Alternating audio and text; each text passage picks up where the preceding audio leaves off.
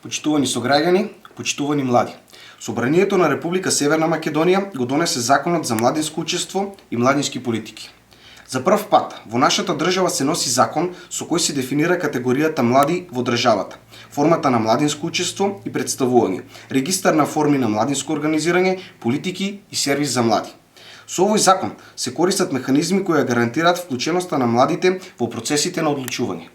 Од следната година, во секоја државна и локална институција, младите ќе ги пречекува службеник за млади, кој ќе им ги одговара прашањата од доменот на неговата институција, како на пример за самовработувањето, за програмите во министерствата и се што ги интересира, а досега немало кој подробно да им го објасни.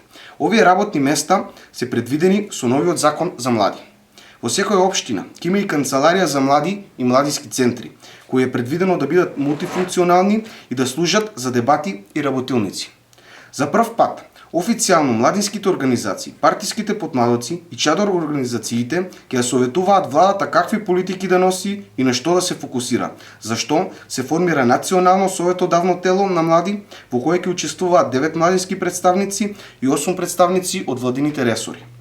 Со носењето на овој закон, владата предводена од Социјалдемократскиот сојуз на Македонија уште еднаш покажа дека младите и овозможувањето подобри услови за работа и живот на младите во сопствената држава се нејзин приоритет.